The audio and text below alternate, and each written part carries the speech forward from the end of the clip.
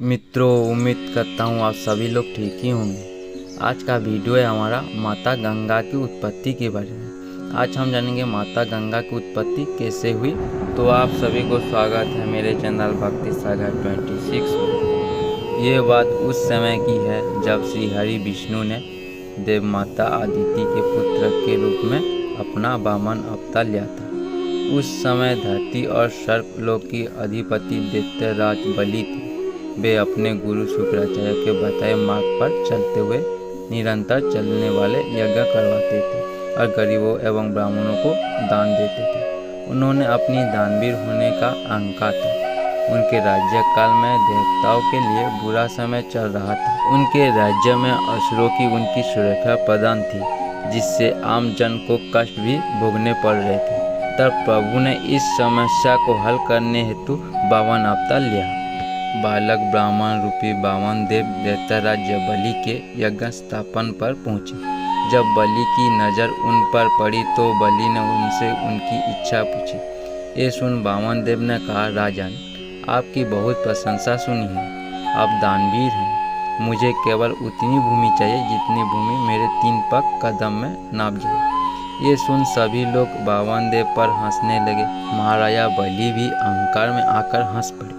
फिर हाथ जोड़कर वामन देव से और भी कुछ मांगने का आग्रह किया, परंतु वामन देव 3 पग भूमि पर अड़े रहे। ब्राह्मण बालक से महाराज बलि ने कहा, दान के लिए आश्वस्त कर पीछे नहीं हटूंगा। आखिर मैं दानवीर हूँ। ऐसा तो आपने भी कहा है भगवान।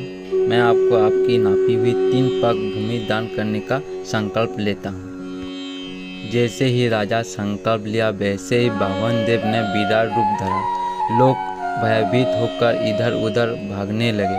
वामन देव ने एक पग में धरती और दूसरे पग में आकाश को नाप दिया और फिर तीसरे पग के लिए अपने पैर उठाया और बलि की ओर देखा।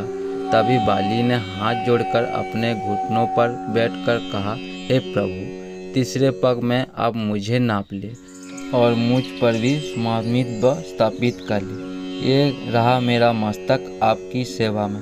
आप मेरे मस्तक पर पग धरे। जब प्रभु आकाश को नाप रहे थे, तभी उनकी पैर का अंगूठा ब्रह्मांड में टकराया और वहीं से दिव्य जल बहने लगा, जिससे प्रभु श्री हरि के चरण कमल धुले।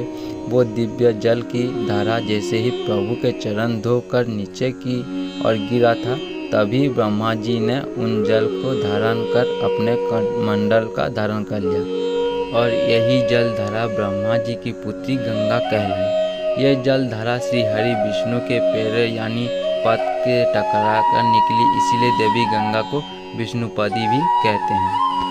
महाराजा भागीरथी की तपस्या से प्रसन्न होकर देवी गंगा के पिता भगवान ब्रह्मा जी ने उन्हें धरती पर अवतरित होने की आज्ञा दी, किंतु देवी गंगा की जलधारा के वेग को सहन करने की क्षमता धरती में नहीं थी। इसीलिए कैलाशपति प्रभु शिव ने उन्हें अपनी जटाओं में धारण किया और इसीलिए देवादिदेव महादेव को गंगाधर भी कहते हैं। महाराजा भागीरथी की तपस्या से प्रसन्न होकर उन्होंने अपनी एक जटा खोल दी, गंगा को धरती पर आने दिया।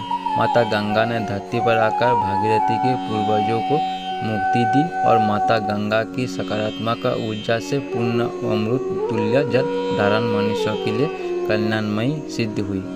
माता गंगा को देव नदी भी कहते हैं। मेरी वीडियो आप लोगों को अच्छी लगी तो मेरे चैनल को सब्सक्राइब करके बेल आइकन को प्रेस करके ऑल नोटिफिकेशन को ऑन कर दीजिए, जैसे मेरी आने वाली हर वीडियो आप लोगों को मिल सके। जय श्री कृष्ण।